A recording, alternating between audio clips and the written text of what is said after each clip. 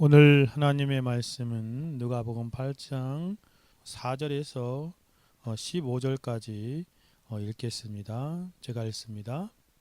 각 동네의 사람들이 예수께 나와 큰 무리를 이루니 예수께서 비유로 말씀하시되 씨를 뿌리는 자가 그 씨를 뿌리러 나가서 뿌릴새 더러는 길가에 떨어짐에 밟으며 공중에 새들이 먹어버렸고 더러는 바위 위에 떨어짐에 싹이 났다가 습기가 없으므로 말랐고 더러는 가시떨기 속에 떨어짐에 가시가 함께 자라서 기운을 막았고 더러는 좋은 땅에 떨어짐에 나서 백배의 결실을 하였느니라. 이 말씀을 하시고 외치시되 들을 귀 있는 자는 들을지어다. 제자들이 이 비유의 뜻을 물으니 이르시되 하나님 나라의 비밀을 아는 것이 너에게 허락되었으나 다른 사람에게 비유로 하나니 이는 그들로 보아도 보지 못하고 들어도 깨닫지 못하게 하려 함이라. 이 비유는 이러하니라. 씨는 하나님의 말씀이요 길가에 있다는 것은 말씀을 듣는 자니 이에 마귀가 가서 그들이 믿어 구원 얻지 못하게 하려고 말씀을 그 마음에서 빼앗는 것이요 바위 위에 있다는 것은 말씀을 들을 때 기쁨으로 받으나 뿌리가 없어 잠깐 믿다가 시련을 당할 때 배반하는 자요. 가시떨기에 떨어졌다는 것은 말씀을 들은 자이나 지내는 중 이생의 염려와 재물과 향락의 기운이 막혀 온전히 결실하지 못하는 자요. 15절 같이 읽겠습니다. 좋은 땅에 있다는 것은 착하고 좋은 마음으로 말씀을 듣고 지키어 인내로 결실하는 자니라. 아멘. 기도하고 하나님 말씀 듣겠습니다. 아버지 하나님 감사합니다. 이 시간도 하나님 앞에 예배 가운데 영광 돌리게 하시고 계시로 주시고 영감으로 기록하게 하신 이 말씀을 읽고 또 이 말씀 안에 담겨있는 진리를 전하며 듣고자 합니다. 부족하고 약한 종 성령으로 붙들어 주시고 충만케 하사 한량없이 성령을 부어주시고 하는 성령으로 이끌어 주셨을 하나님의 거룩한 진리의 말씀을 가감없이 능력으로 잘 전달하게 하시고 하나님께서 성령으로 조명의 역사를 허락하사 전하며 큰 은혜를 누리게 하시고 들으며 큰 깨달음을 얻게 하여 주사 우리의 삶을 돌아보게 하시고 우리의 잘못된 삶이 고쳐지게 하시고 하나님 앞에 풍성한 열매 맺는 삶으로 나아갈 수 있도록 성령으로 주관하시며 역사하여 주옵소서. 이 시간도 함께 하신 하나님을 송축하오며 주 예수 그리스도의 이름으로 기도 올려드리옵나이다. 아멘. 우리가 잘 아는 씨 뿌리는 비유입니다. 교리준수를 같이 한번 읽어보겠습니다. 같이 읽어봅시다. 하나님은 말씀의 씨를 뿌리시고 택하신 자의 마음을 열어 천국의 비밀을 듣고 깨닫게 하시는 은혜의 하나님이십니다. 그렇습니다. 교리준술 이러한 교리준수의 바탕으로 해서 적용준술은 성도는 하나님이 주신 영적인 귀로 말씀을 듣고 지켜 인내로 열매 맺는 좋은 땅과 같은 마음을 가진 사람임을 우리가 깨닫게 되어집니다. 예수님께서는 천국에 계시다가 이 땅에 내려오셨습니다. 그래서 천국의 복음에 대해 말씀하실 때 직접적으로 말해도 못 알아들으니까 여러 가지 비유를 사용하여 그것들을 말씀하신 것입니다. 사람의 눈에 보이는 세계, 사람 눈에 보이는 세계에 익숙하잖아요. 그래서 이 보이지 않는 하나님의 나라 영적인 그 신비에 대하여 잘 이해하지 못하고 어둡습니다.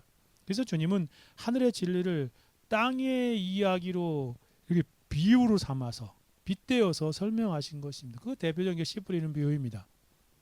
오늘 본문의 씨 뿌리는 비유, 또 이른 양의 비유, 겨자씨와 누룩과 같은 비유, 일상적인 그 팔레스타인 지방에 있었던 그런 삶의 장면을 가지고 영원한 하나님 나라의 비밀들을 담아서 설명한 것입니다. 마치 깊은 바다의 보화를 얕은 물가로 끌어올려 아이들로 볼 수 있게 하신 것과 같은 그런 모습입니다. 주님은 친히 말씀하십니다. 마태복음에서 같은 동일한 비유의 표본인데요. 13장 34절까지 읽어볼까요? 예수께서 이 모든 것을 무리에게 비유로 말씀하시고 비유가 하면 아무것도 말씀하시지 않으셨느니라. 그렇습니다. 왜 비유로 말씀하셨다고요? 단순히 이해를 돕기 위한 것이 아닙니다. 비유는 드러내면서 동시에 가리기 때문에 그래요. 드러냄과 가림이, 드러냄과 숨김이 이 비유에 함께 있습니다. 빛은 눈을 뜬 자에게는 밝음이 되지만 눈을 감은 자에게는 아무런 의미가 없잖아요. 비유는 하나님 나라의 비밀을 사모하는 자들에게는 그 놀란 그런 비밀을 여는 열쇠가 돼요. 그러나 그것을 거부하고 완강하게 그렇게 대하는 자는 모르는 거예요. 정말 수수께끼가 될 수밖에 없기 때문에 그렇습니다. 누가복음 8장 9절 10절에 제자들이 이 비유를 뜻을 물으니 이르시되 10절에 같이 읽어볼까요? 이르시되 하나님의 나라의 비밀을 아는 것이 너희에게는 허락되었으나 다른 사람에게는 비유로 하나니 이는 그들로 보아도 보지 못하고 들어도 깨닫지 못하게 하려 함이라. 이게 두 가지 의미가 있는 거예요. 드러냄과 감추임. 하나님 나라의 비밀은, 그 비밀 말씀은 인간의 지혜로 파헤칠 수 없는 학문입니다. 아무리 탁월한 석학이라도 알 수 없습니다. 오직 성령 하나님, 성경을 기록한 성령 하나님의 조명 안에서만 그것들을 알 수 있고 깨닫게 되는 그런 열려지는 문과 같은 것이죠. 그래서 고린도서 2장 14절 이렇게 말하는데 육체에 속한 사람은 세상 사람이죠. 하나님의 성령의를 받지 아니한다. 이런 그것들이 그에게는 어리석게 보이기 때문에 그렇습니다. 또 그는 그것을 알 수도 없기 때문에 그래요. 그러한 일은 무엇으로 분별한다고요? 영적으로나 성령의 역사로 말미암아 분별하여 아는 것입니다. 오늘 우리가 살펴보고 있는 씨 뿌리는 비유 역시 그러합니다. 이 비유는 단순한 농사의 이야기처럼 보이지만 실상은 영적인 상태를 진단하는 하늘의 거울과 같은 것이에요. 이는 씨는 하나님의 말씀이요 네 종류의 밭은 말씀을 받는 사람의 마음입니다. 말씀을 동일하지만 마음의 상태에 따라 그 결과는 첨예하게 달라집니다. 같은 비가 내려도 바위 위에는 흘러내리고 길가에서는 스며들지 못하고 옥토 좋은 땅에만 그 깊이 스며들어 수분을 촉촉히 적셔서 그 생명의 씨앗이 싹트게 하는 것과 같은 이치입니다. 주님은 네 가지 밭의 비유에 대해서 마음의 상태를 설명합니다. 길가와 같은 마음, 즉 말씀을 듣지만 깨닫지 못하고 마귀가 즉시 빼앗아가는 마음이라고 설명하지 않습니까? 12절에. 그렇죠. 그리고 둘째 바위와 같은 마음은 뭐예요? 잠시 하나님 말씀을 기쁨으로 받지만 뿌리가 없어서 시험이 오면 시험당할 때 배반하며 넘어지는 자다라고 13절에 말씀하십니다. 세 번째는 가시떨기와 같은 마음을 비유로 하시고 설명하시잖아요. 말씀을 들으나 세상의 염려, 재물, 향락에 눌려 결국 온전히 결실하지 못한다라고 말씀하시는 땅입니다. 마지막 네 번째 땅에 대해서도 말씀하시고 좋은 땅, 옥토. 뭐라고 말합니까? 말씀을 듣고 지키어 인내로 결실하는 마음이다. 15절은 같이 한번 더 읽어봅시다. 시작. 좋은 땅에 있다는 것은 착하고 좋은 마음으로 말씀을 듣고 지키어 인내로 결실하는 자니라 그랬습니다. 여기서 우리는 이 네 가지 밭을 크게 두 종류의 마음 상태로 구분할 수 있습니다. 천국 복음의 말씀을 받기에 합당하지 못한 마음. 다른 하나는 하나님의 말씀을 받기에 합당한 마음입니다. 받지 못하는 그런 합당하지 않던 마음은 뭐예요? 세 가지 마음이지. 앞에 있는 길가와 같은 마음, 바위, 즉 자갈밭과 같은 마음, 가시밭과 같은 마음은 천국 복음을 받기에 합당하지 않습니다. 이러한 마음은 말씀을 들어도 깨닫지 못하고 그렇게 좋지 않는 마음이지요. 반면에 후자는 합당한 마음은 뭐예요? 좋은 땅과 같은 마음으로 말씀을 듣고 깨닫고 지키는 마음입니다. 전자는 결국 말씀을 들어도 열매를 맺지 못하나 후자는 풍성한 열매를 맺습니다. 그래서 신자는 길가나 바위 자갈밭이나 가시밭과 같은 마음으로 하나님 말씀을 들어서는 안 됩니다. 좋은 땅, 옥토와 같은 마음으로 하나님 말씀, 천국의 복음의 말씀을 듣고 깨달아야 함을 오늘 본문에서 강조한 것입니다. 마틴 로이 존스는 이 앞에 있는 좋지 못한 마음, 길가, 자갈밭, 가시밭과 같은 마음은 불신자의 마음이라고 했어요. 후자는 좋은 땅과 같은 신자의 마음입니다. 주님은 바위밭에 대하여 뿌리가 없어 생명이 없는 것입니다. 그 사람 속에는 생명이 없는 것입니다. 겉으로는 보기에 생명이 있어 보이지만 실상은 없습니다. 겉에 보기에는 그리스도인은 모두 그리스도인이 아닙니다. 겉으로 보기에 모두 그리스도인 교회인 사람이었지만 모두 그리스도인이 아니라는 거예요. 주님은 마지막 주의에 대해서만 말씀하시 좋은 땅에 뿌렸다 하는 것은 말씀을 듣고 깨닫는 자라고 말씀하십니다. 말씀을 듣고 깨닫는 사람 한 사람밖에 없었습니다. 이 한 사람밖에. 그리고 진정으로 그리스도인은 대표하는 것은 바로 그 마지막 좋은 땅과 같은 마음을 가진 사람들 뿐입니다. 여러분, 우리 주님께서 이 마지막 구름만이 그리스도인임을 대표하는 것이 그리스도인임을 분명히 명확하게 밝히고 계심을 여러분 알아야 합니다라고 알게 될 것입니다라고 표현하고 있습니다. 진실로 그렇습니다. 좋은 땅만이 참된 그리스도인이고 다른 사람들은 아닙니다. 유사 그리스도인입니다. 교회 안에 있으면서 길가와 바위밭과 가시밭과 같은 마음으로 말씀을 듣는 사람은 아직 그리스도인이 아닐 가능성이 큽니다. 우리는 이러한 전제를 분명히 먼저 가지고 본문을 접근해야 합니다. 앞에 세 가지의 마음은 변화되어야 할 마음입니다. 좋은 땅이 되지 않으면 안 될 심각한 그런 마음의 상태이죠. 그런데 우리는 실제적인 측면에서 이 본문을 또한 생각해 보아야 합니다. 즉 하나님 말씀을 듣는 태도를 보면 신자들 참된 그리스도인의 마음 가운데도 때때로 항상 그렇지는 않지만 길가 같은 마음이 있어요. 그렇죠? 발과 같은 마음이 있어요.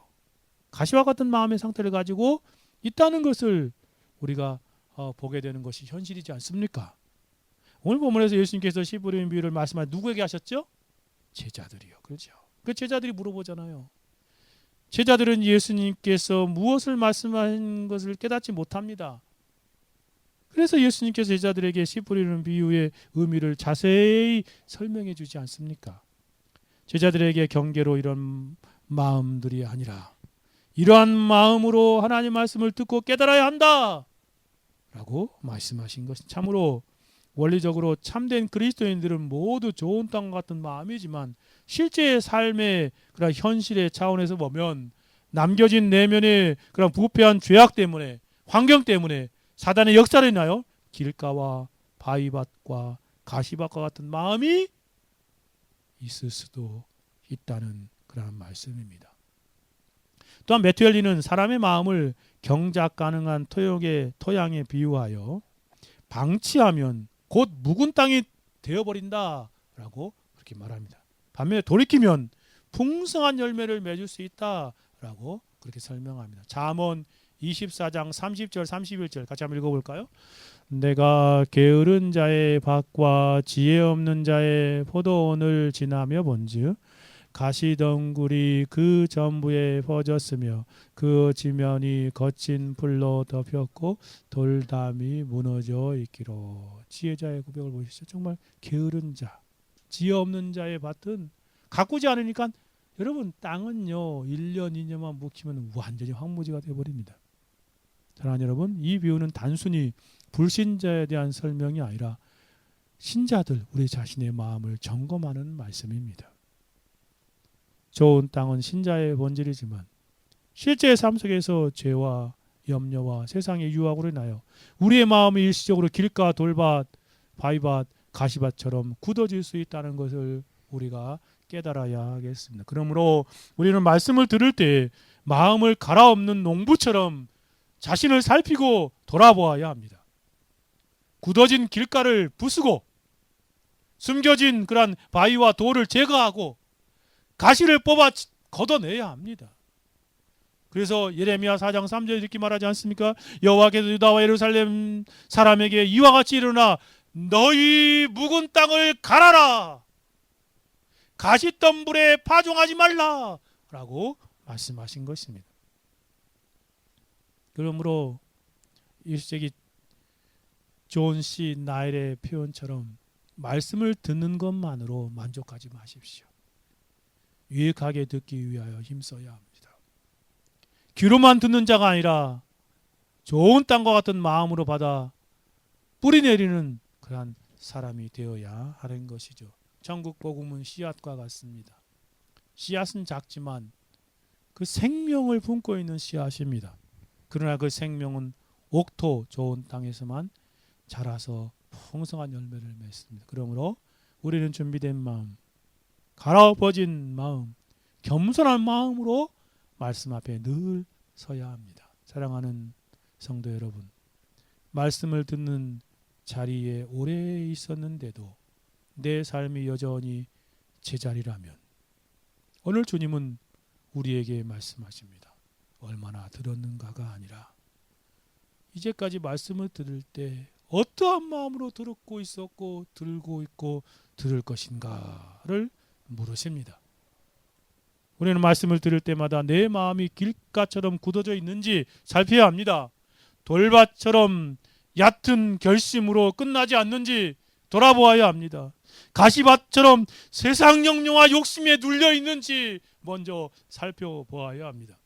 그리고 주님 앞에서 마음이 다시 부드러워져 좋은 땅과 같은 마음으로 하나님의 말씀을 받아 그 말씀을 이 생각을 바꾸고 그 말씀이 선택을 바꾸고 결국 삶의 열매로 드러나는 그런 참된 순종으로 나아가는 삶이 되어야 하겠습니다.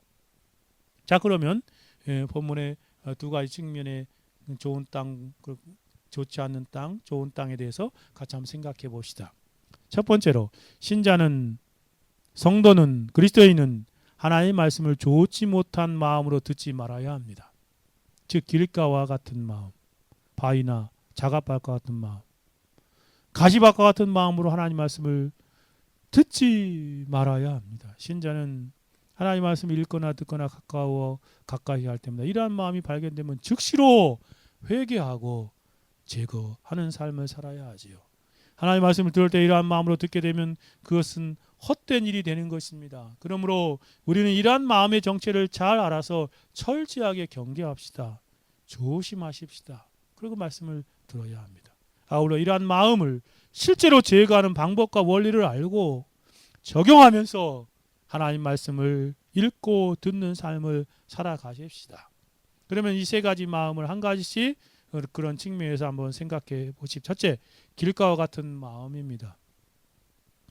하나님 말씀을 들을 때 강팍한 길가와 같은 마음으로 들어서는 절대로 되지 않겠습니다. 되지 말아야 하겠습니다. 우리 중에 어느 누구 한 사람 이런 사람 있었으면 안 되겠습니다. 예수님 5절에서 비유로 말씀하시면서 12절에 그 의미를 설명합니다. 5절 같이 읽어볼까요? 씨를 뿌리는 자가 그 씨를 뿌리러 나가서 뿌리를 더러는 길가에 떨어짐에 밟히며 공중의 새들이 먹어버렸고. 제자들이 묻자 예수님 설명하시죠. 길가 12절입니다. 길가에 있다는 것은 말씀을 들은 자니 이에 마귀가 가서 그들이 믿어 구원을 얻지 못하게 하려고 말씀을 그 마음에서 빼앗는 것이요.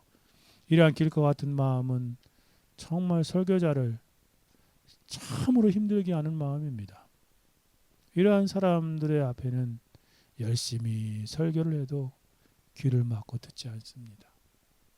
하나님의 말씀이 길과 같은 사람에게는 우이독경이요 마이동풍과 같을 뿐입니다.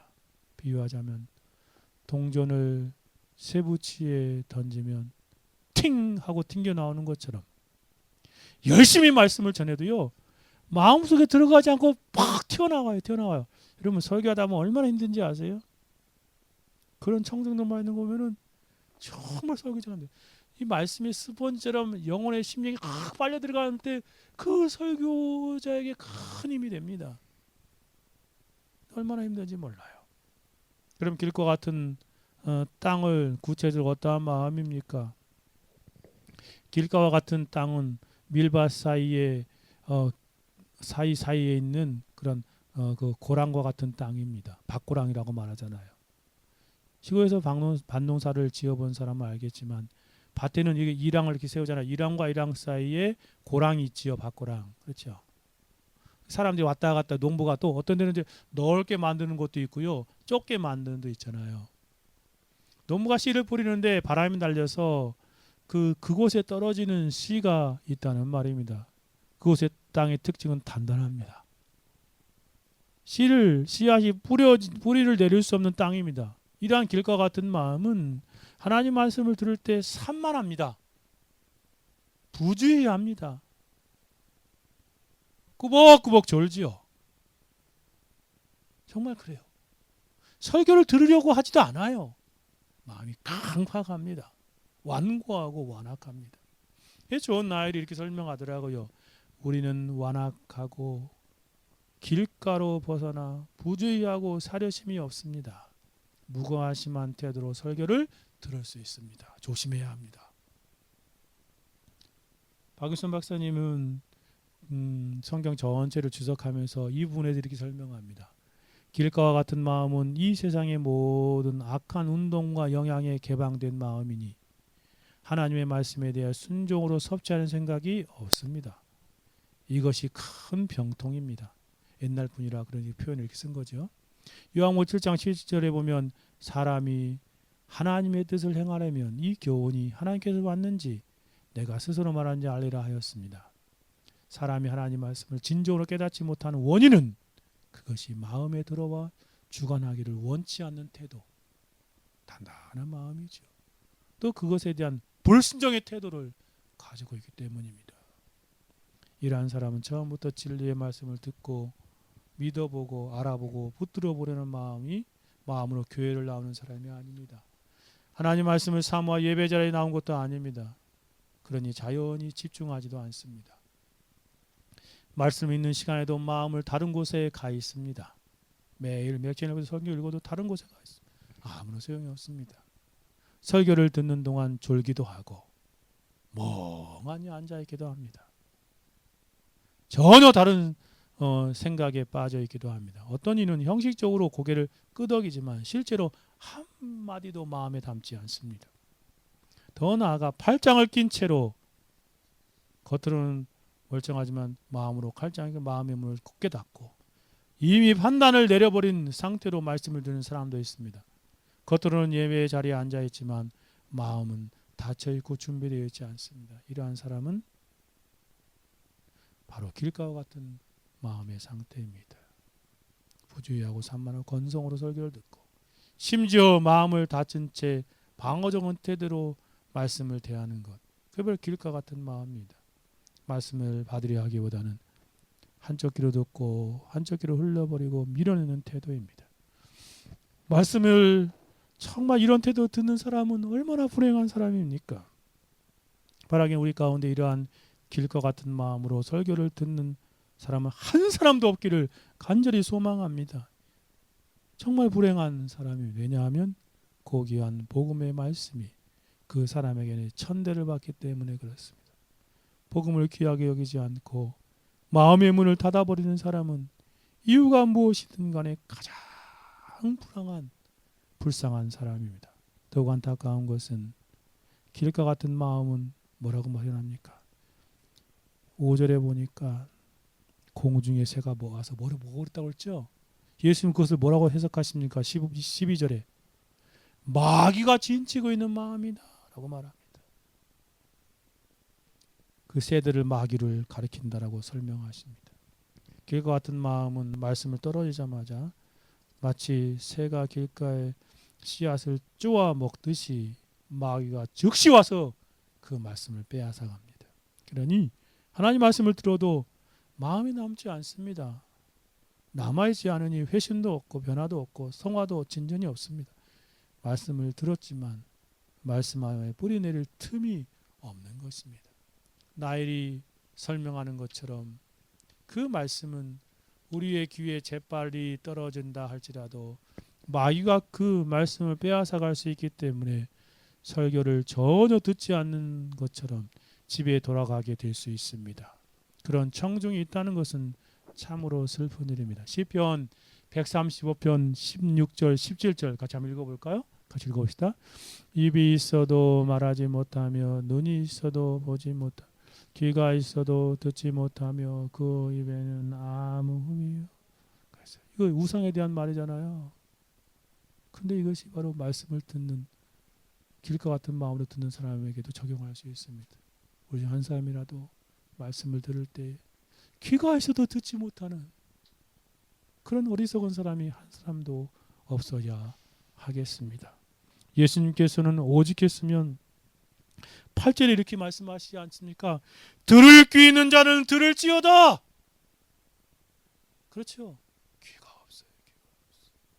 우리 모두 하나님 말씀을 들을 때 길가와 같은 마음을 철저히 살펴보고 회개해야 마땅할 것입니다. 눈물로 회개해야 합니다. 단단하게 굳어버린 마음을 그렇게 갈아엎어야 합니다. 성령 하나님의 은혜의 쟁기로 묵은 땅을, 단단한 땅을 기경해야 합니다.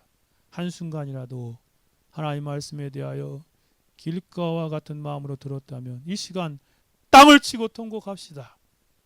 회개합시다. 철저하게 뉘우치고 하나님 말씀에 대한 태도가 개혁되어야 합니다. 변화되어서 하나님께서 무엇을 말씀하시는가를 주의하여 듣고 무엇을 말씀하신지 순종하는 마음으로 들어야 마땅하지 않겠습니까? 여러분, 토요일 날 왜 자꾸 일찍 자라고 말합니까? 주일날 하나님께 예배하며 설교를 들을 때 몸이 피곤하면 길가 같은 마음이 되어서 꾸벅꾸벅 졸지 않겠습니까? 그러니 최고의 마음 상태, 최고의 몸의 상태를 가지고 예배 드리고자 그렇게 말씀드린 것입니다. 여러분, 길가 같은 마음으로 많이 들어봐야 사단이 금방 뺏어가 버립니다.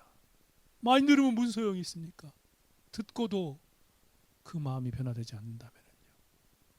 그러니 마음 고쳐먹고 행동을 바꾸십시오. 6일 동안 여러분 어떻게 사는지 정말 더 경건하게 살아야 하지만 토요일은 어떻게 그렇게 살아갑니까? 하나님 앞에 여러분 몸 관리하십시오. 마음과 연결되어 있습니다. 사무엘상 3장 10절 같이 읽어볼까요? 여호와께서 임하여 서서 전과 같이 사무엘아 사무엘아 부르짖으라. 사무엘이 이르되 말씀하옵소서 주의 종이 듣겠나이다. 이런 상태가 되어야 합니다. 말씀하옵소서 주의 종이 듣겠나이다. 그런 마음으로 하나님 말씀을 회개하고 듣는 변화된 길가 같은 마음을 다 개간하는 저와 여러분의 삶이 되어야 하겠습니다. 두 번째로 가봅시다. 두 번째는 무슨 마음이에요? 바위와 같은 마음이라고 하는데 다른 표현에는 자갈밭과 같은 돌밭과 같은 마음입니다. 이런 마음은 하나님 말씀을 들을 때 일시이고 충동적으로 감정적으로 듣는 마음을 말합니다. 6절 말씀 13절 읽어볼까요? 6절 같이 읽어봅시다. 더러운 바위에 떨어짐에 싹이 났다가 습기가 없으므로 말라고. 13절입니다. 바위에 있다는 것은 말씀을 들을 때 기쁨으로 받으나 뿌리가 없어 잠깐 믿다가 시련을 당할 때에 배반하는 자요. 예수님께서는 좋지 못한 땅 세 가지 중에서 이 바위와 같은 마음, 돌밭, 자갈과 같은 마음에 대해서 자세히 설명하십니다.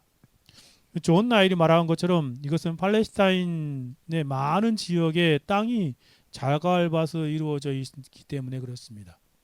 이 청중들은 잘 알았어요. 예수님께서 이러한 땅을 바위와 같은 땅, 자갈밭과 같은 땅이라고 말씀하신 것. 그래서 예수님께서는 이러한 자갈밭 같은 마음에 하나님 말씀의 씨가 떨어지는 장면을 이렇게 묘사하지요.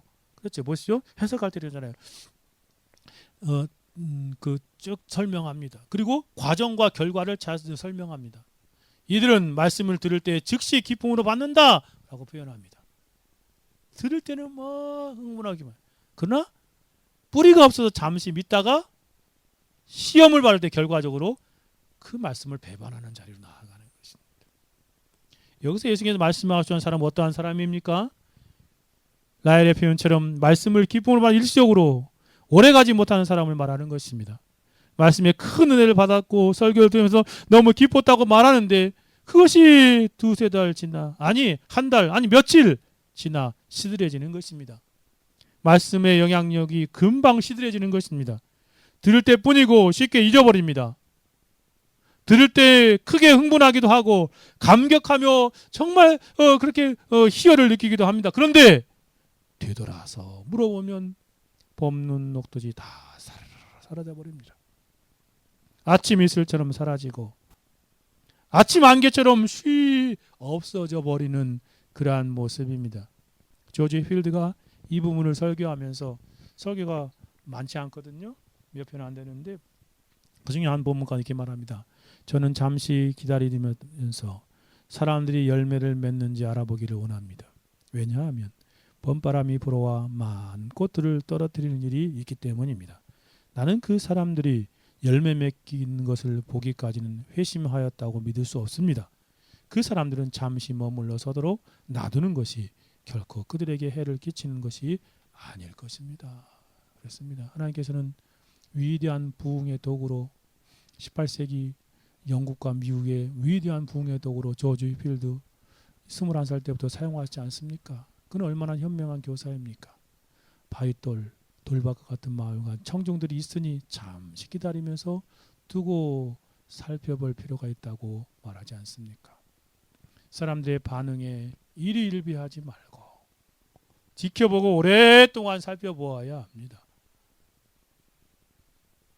그러면 바위돌과 같은 그런 바위밭과 같은 마음으로 말씀을 듣는 사람들의 반응이 오래가진 이유가 무엇입니까? 먼저 돌밭 그 바위밭의 마음의 구조 때문에 그렇습니다. 여러분 돌밭은 겉으로는 얇은 흙이 있습니다. 그렇죠? 씨앗이 떨어지면 금방 싹이 납니다. 햇볕도 받고 겉보기에는 아주 잘 자라는 것처럼, 그러나 그 아래 단단한 바위층, 돌층이 깔려 있습니다. 뿌리가 깊이 내려갈 공간이 없습니다. 이 바위밭, 돌밭은 같은 마음도 마찬가지. 겉으로 보면 설교를 잘 듣는 것처럼 보여집니다. 은혜를 받은 듯 눈물을 흘리기도 하지요. 고개를 끄덕이기도 합니다. 그러나 그 부드러운 표면 아래 뭐가 있어요? 자기 생각, 자기 고집, 자기 기준, 자기 계획이 꽉 차 있습니다. 단단한 바위가 자리 잡고 있죠. 어떻게 복음의 진리가 그 마음 깊은 곳까지 파고들겠습니까? 들지 못합니다. 말씀은 스쳐 지나가지만 그 사람의 삶과 인생을 전혀 지배하지 못합니다. 아마도 예수께서는 친히 설교하셔도, 예수님께서 그들에게 친히 이 자리에 서가 설교해도 그들은 변하지 않을 것입니다. 사도 바울이 또 베드로가 외쳐도 소용이 없을 것입니다. 성경의 위대한 가르침을 잘 요약한 칼빈의 기독교 강요를 가르쳐도 그들에게는 아무런 그런 유익을 얻지 못할 것입니다. 청교도들이 성경의 핵심적인 교리를 잘 응축하여 영적인 자양분, 영양분을 가득 먹이게 만들어낸 웨스트민스터 신앙고백 대서름단을 가르쳐도 그들은 아무런 반응이 없을 것입니다. 칼빈이 그렇게 극찬한 하이델베르크 요리분단을 그렇게 하나하나 살펴보아도 그들에게는 소용이 없을 것입니다. 기뻐할 수는 있지요. 그러나 뿌리를 내리지 못합니다. 깊이. 왜요? 자기 고집이 있기 때문에 그렇습니다. 자기 생각에 꽉 사로잡혔기 때문에 그렇습니다. 아니면 인간적인 사상과 인간적인 그런 어떤 그 가르침에 그렇게 매료 확 붙잡혔기 때문에 그렇습니다. 그러니 복음 진리가 결국 그 마음 깊은 걸 뿌리낼 수 없습니다. 그렇기 때문에 결국 신앙이 오래가지 못합니다. 예수를 믿는 것 때문에 불이익이나 무슨 일이 생기면 즉시 시들시들해져 버려 말라버리는 것입니다. 왜 오래가지 못합니까? 주님의 해석 말씀을 한 번 더 들어보십시오. 뿌리가 없어 잠깐 믿다가 시험을 당할 때 배반하는 자요라고 설명하지 않습니까? 뿌리가 얕은 나무는 비바람이 불면 쓰러집니다. 마찬가지로 신앙, 믿음의 뿌리가 깊지 않으면 손해가 생기면 흔들리고 사람의 비난이 오면 식어지고 믿음 때문에 불이익이 생기면 뒤로 물러갑니다. 적은 몇 푼의 돈 때문에 신앙을 저버리는 것입니다. 마치 얕은 화분에 심긴 나무와 같지요. 처음에는 빨리 자라지만 여름에 뜨거운 햇빛이 오면 곧 시들어버리는 것과 같습니다. 감정과 흥분은 있지만 뿌리와 깊이는 없습니다. 기쁨과 감격은 있지만 견딤과 인내는 없습니다. 그래서 오래가지 못하는 것입니다. 또한 중요한 것은 이 말씀 앞에서 지금 우리는 어떠한 마음인가 잘 살펴보아야 합니다.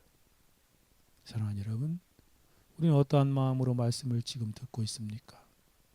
설교를 듣고 좋았다라는 감정만으로 은혜의 증거가 되지 못합니다. 어떤 설교는 막 감동적으로 흐르게 다가오잖아요. 그것으로 충분하지 않습니다. 처음의 기쁨이 곧 깊은 신앙을 의미하지 않습니다. 겉만 무성한 나무가 아니라 보이지 않는 곳에서 생명의 말씀, 진리의 하나님 말씀에 깊은 뿌리 내린 나무가 되어야 합니다. 시편 기자가 말하는 것처럼 이런 사람이 복된 사람이지 않습니까? 시편 1편 1절 3절 같이 읽어봅시다. 복 있는 사람은 악인의 꾀를 따르지 아니하며 죄인의 길에 서지 아니하며 오만한 자의 자리에 앉지 아니하고 오직 여호와의 율법을 즐거워하여 그 율법을 죄하로 묵상하는 자로다. 그는 시냇가에 심은 나무가 철을 따라 썰매를 맺으며 그 잎사귀가 마르지 아니함 같으니 그가 하는 뭐든지 다 형통하여 그렇습니다. 시냇가에 심은 처럼 거기에 맞닿아 있는 뿌리가 물가에 닿아 있으면 극심한 환경의 가뭄과 어려움이 있어도 차가운 계절이 바뀌어도 결코 마르지 않습니다. 그런 신앙이 되어야 하겠습니다. 그러면 우리 안에 있는 돌박과 같은 마음 어떻게 제거해야 합니까? 만일 우리 안에 조금이라도 돌박과 같은 마음이 발견된다면 어떻게 해야 하겠습니까? 먼저 우리 안에 있는 돌의 존재를 인정해야 합니다. 우리 안에 있는 부패한 본성에서 이게 자라고 있고 도살하고 있는 말씀의 뿌리 내리는 것을 막는 돌, 그런 같은 죄를 우리가 잘 인식하고 있어야 한다. 그게 뭐냐면 교만입니다. 자만입니다. 아집과 고집입니다. 자기의, 영적인 게으름, 육신의 안일함 등등등 이런 것들이 마음속에 돌과 같은 그런 것입니다. 그것을 먼저 알아야 되지요. 내게 있다는 것을. 두 번째 인식했다면 즉시로 날마다 철저히 그걸 붙들고 회개해야 합니다. 돌은 겉으로 조금 겉만 이렇게 조금 긁어내는 정도로 제거되지 않습니다. 겉흙만 정리한다고 해서 그 아래 박힌 단단한 안반이 사라지는 것이 아닙니다. 주변의 흙을 깊이 파고 그게 다 드러날 때까지, 그 정체가 다 드러날 때까지 그렇게 힘쓰고 애써가지고 걷어내야 합니다. 마찬가지로 우리 마음도 표면적 반성이나 순간적인 감정의 눈물로 우리는 변화되지 않습니다. 마음 깊은 곳에 자리 잡은 교만, 아집, 자기의라는 또 자기 생각이라는 돌덩어리를 철저히 회개로 뿌리째 파내어야 하는 것입니다. 호세아 10장 12절에 이렇게 말씀하니 너희가 자기를 위하여 공의를 심고 인애를 거두라. 너희 묵은 땅을 기경하라. 지금이 곧 여호와를 찾을 때니 마침내 여호와께서 공의를 비처럼 너에게 내리시리라. 묵은 땅을 겉을 쓰는 정도로는 안 됩니다. 쟁기로 갈아엎어야 합니다. 뒤집어야 합니다. 굳어있던 흙을 부수고 숨겨져 있던 돌을 드러내게 하고 단단히 박힌 그런 돌들을 빼내어야 합니다. 그러므로 우리의 마음 밭을 회개로 갈아엎고 기경하고 그러한 돌들을 골라내어야 합니다. 습관처럼 드리는 기도가 아니라, 형식적인 자책이 아니라, 주님, 제 안에 이 돌들을 빼내어 주십시오 라고 기도하고 하나님 앞에 정직하게 엎드려 회개할 필요가 있습니다. 그래야 말씀이 뿌리를 내립니다. 그래야 진리가 여러분의 마음 중심을 장악합니다. 그래야 시험이 와도 흔들리지 않는 신앙이 됩니다. 겉을 다듬는 신앙이 아니라 속을 파내는 참된 회개의 신앙이 되어야 합니다. 더 나아가서 뿌리를 그렇게 돌을 제거했다면요, 이제 깊은 뿌리를 내리는 영적 훈련이 필요합니다. 하나님 말씀에 일희일비하지 말아야 합니다. 기분 따라 흔들리는 신앙이 아니라 진리의 말씀을 꾸준히 읽고, 누가 말해도 혼자 있어도 아무가 알아주는 여러분 평생 읽어야 될 거 아닙니까? 그 진리를 깊이 안으려 힘쓰십시오. 전체 교리를 붙드는 신앙이 중요합니다. 매일 성경을 읽으십시오. 여러분 정말 매일 성경을 읽을 수 있습니까? 매일 기도하십시오. 매일 성경을 연구하고 배우고, 크게 여러분이 말씀에 뿌리를 내는 그런 작업입니다. 말씀을 읽고 연구하고 배울 때 여러분이 말씀에 깊이 뿌리를 냅니다. 그리고 뿌리로부터, 그 뿌리가 말씀으로 자양분을 공급받아서 여러분의 신앙이 성숙하게 되는 것입니다. 영적 정서가 정말 조나단 에드워드가 12가지 참된 정서가 여러분과 막 나오는 것입니다. 성령의 감동 안에서 사도 바울은 이렇게 권면하지 않습니까? 골로새 2장 6절 7절 같이 읽어봅시다. 그러므로 너희가 그리스도 예수를 주도 받아. 정말 그렇습니까?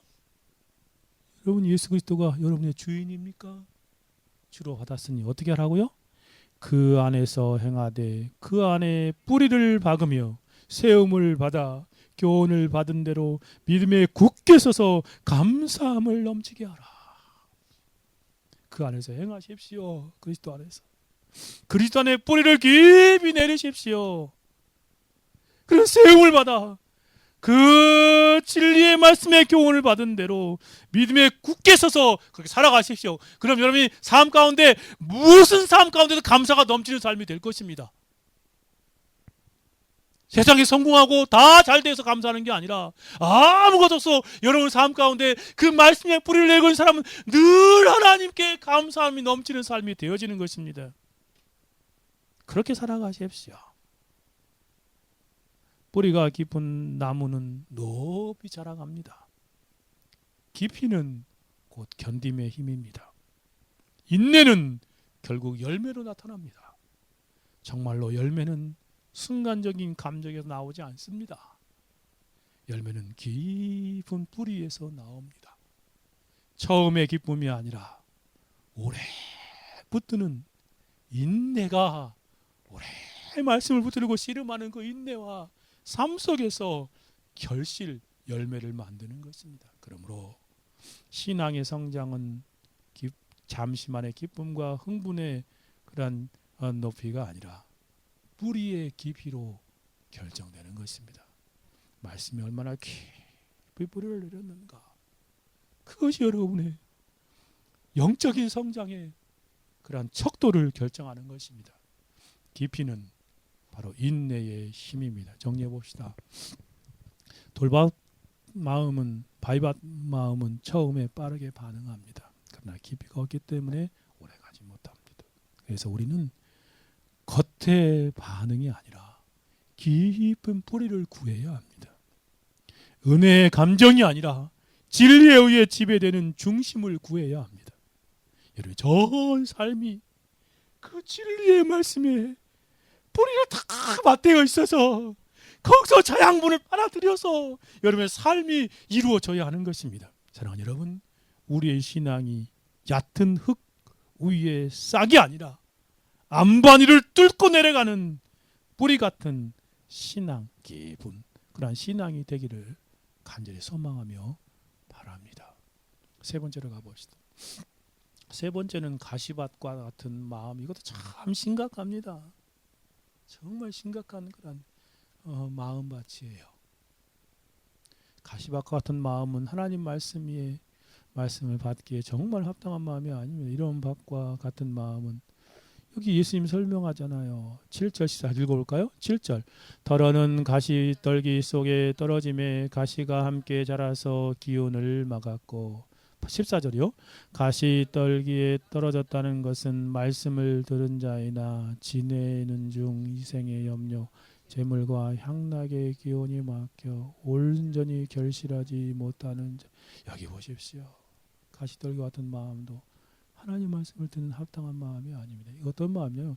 말씀보다도요, 이생의 염려, 근심 걱정, 세상 염려, 근심 걱정, 재물에 대한 유혹, 세상 쾌락, 즐거움에 대한 유혹, 이게 뭐예요? 세속적인 마음으로 가득 차 있는 거예요. 말씀을 듣지만. 십자가에서 예수님이 해석하는 것이 바로 이 잘못된 마음입니다. 주님은 가시를 세 가지 설명, 이생의 염려, 그렇죠? 세상에 대한 막연한 미래에 대한 근심, 걱정, 염려가 가득하면 말씀이 전하지 않아요. 말씀이 가려진다니까요. 재물의 유혹, 세상 물질의 돈에 대한 유혹, 얼마나 많은 사람이 여기에 처해 있습니까? 재물에 대한 유혹이 가득 차 있기 때문에 말씀이 막힙니다. 향락, 세상 쾌락, 즐거움에 대한 것이요.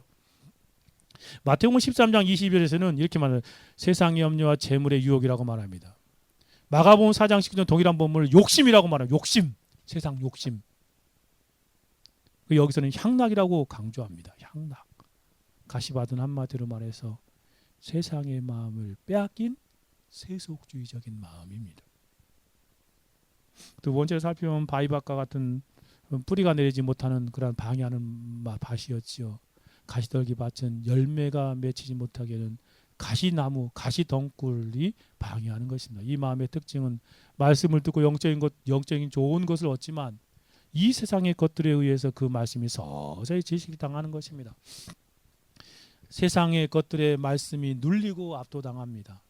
예수님 마지막에 지내는 중에, 세상에 살아가는 중에 라고 말씀하신 거 보십시오. 말씀이 진리입니다. 이러한 사람의 마음속에서는 하나님의 말씀의 영향력을 버리고 그리고 또 질식당하게 하는 그런 질식당하게 하는 결과를 그렇게 초래하는 것을 보게 되어집니다.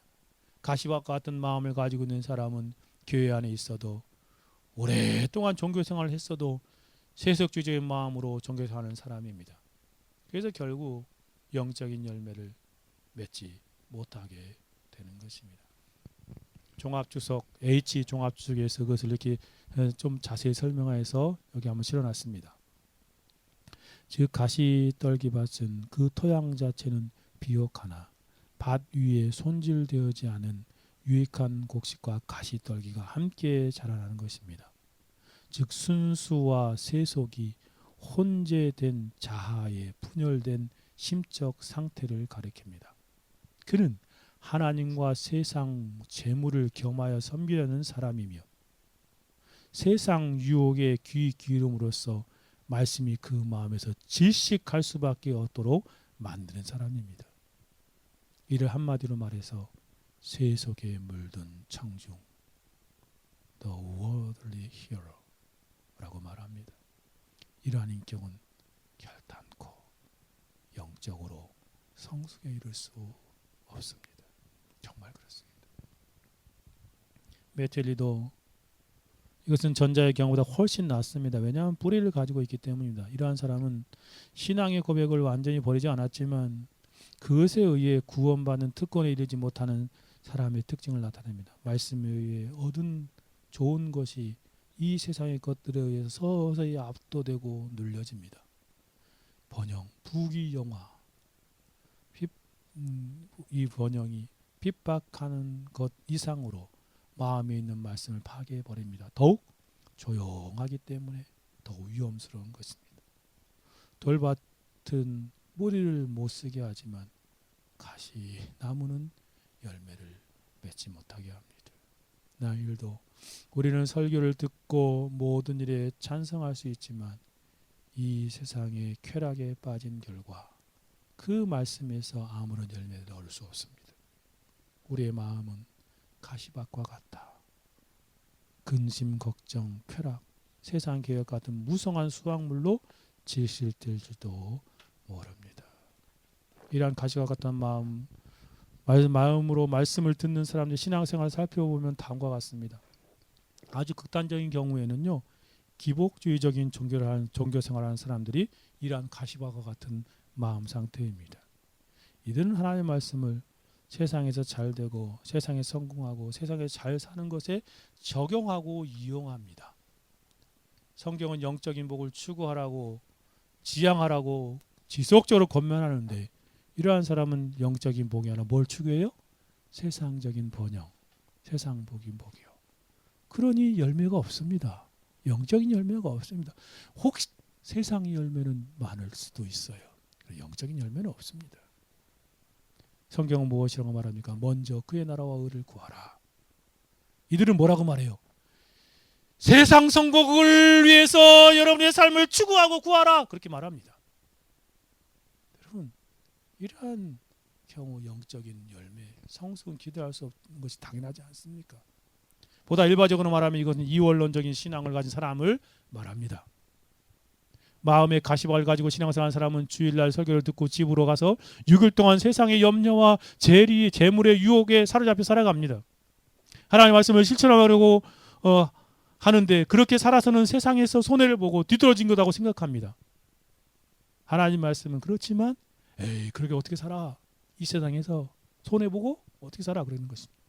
하나님과 하나님의 말씀을 온전히 신뢰하지 못하고 세상 염려와 재리의 유혹에 사로잡혀서 말씀을 무시하고 살아갑니다. 자기 개인적인 룰 위해서는 막 쾌락을 즐기고 세상을 막 펑펑 써대는데 헌금을 하나도 안 내요. 그런 사람이지 않습니까?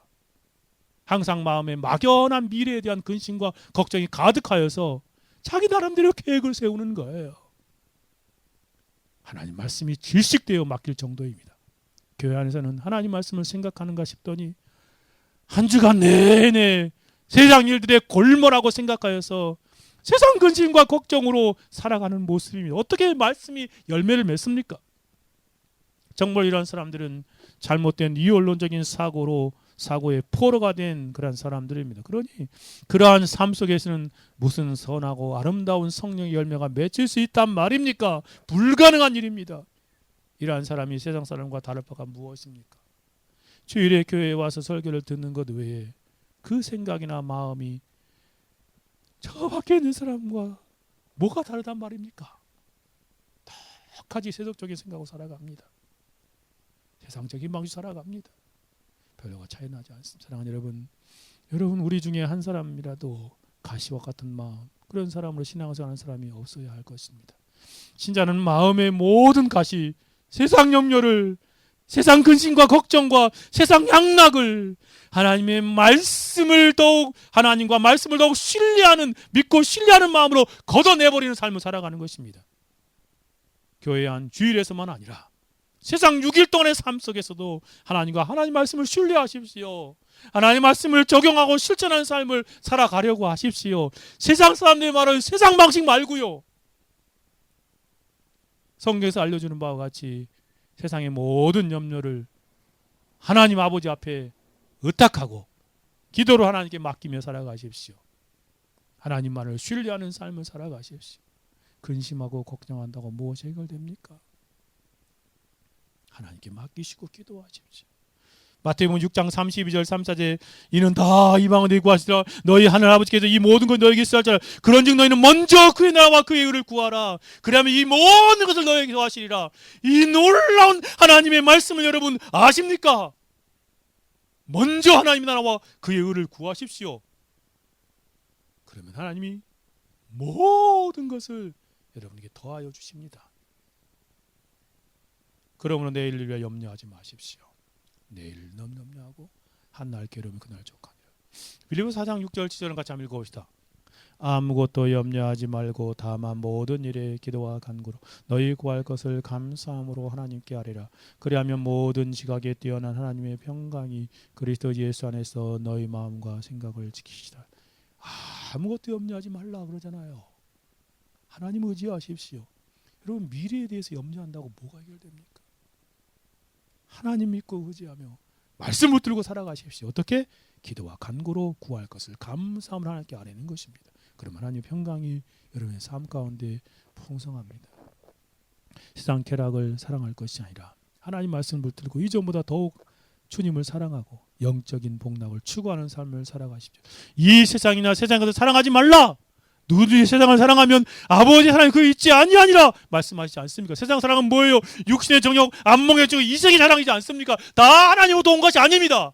거기에 빠지지 마십시오. 시편 73편 25절에서 하늘에서는 주 외에 누가 내게 있어요? 땅에서는 주밖에 내가 사모할 자 없나이다. 주님만을 사모하십시오. 정말 그래요. 주님 말씀을 우쭐이며 그렇게 살아가십시오. 빌립보서 1장 20절 23절에서도 나의 간절한 기대와 소망을 다 아무리 부끄럽지 아니하고 지금도 전과 같이 온전히 따르되 살든지 죽든지 내 몸에서 그리스도가 존귀하게 되려 그렇게 살아가십시오. 이는 내게 사는 것이 그리스도의 죽는 것도 유익함이라. 그러나 만일 육신으로 사는 이것이 내 일의 열매일지는 무엇을 택하여야 할지 나는 알지 못하라. 내가 두 사이에 끼었으니 차라리 세상에 떠나 그리스도와 함께 있으나 훨씬 좋은 일 그렇게 하고 싶다라고 말합니다. 정말 그렇습니다. 살든지 죽든지 내 몸에서 그리스도가 존귀하게 된 일에 힘써 보십시오. 여러분, 그때 우리는 정말 영적인 풍성한 열매들 많이 우리의 삶과 드러나는 것을 알게 될 것입니다. 성도는 교회 안에서뿐만 아니라 6일 동안 세상에서 살아갈 때에도 이와 같이 하루하루 살아야 할 것입니다. 성경을 읽고 묵상하십시오. 주님의 뜻이 무엇인가 고민하고 생각하십시오. 어떻게 사는 것이 하나님의 영광을 위한 삶인가 생각하고 믿음으로 살아가십시오. 사랑하는 여러분, 우리는 어떠한 마음으로 하나님 말씀을 들어왔고 듣고 있고 앞으로 들을 것입니까? 면밀히 살펴보십시오. 길과 같은 마음 회개하십시다. 바위밭과 같은 마음, 그 단단한 고집을 깨뜨리십시다. 가시와 같은 마음, 세상 염려와 근심과 걱정과 세상 쾌락을 추구하는 모든 마음들을 철저히 하나님 앞에 회개하십시오. 그렇게 바른 마음으로 하나님 말씀을 듣고 따라 신앙생활하는 삶이 되어야 하겠습니다.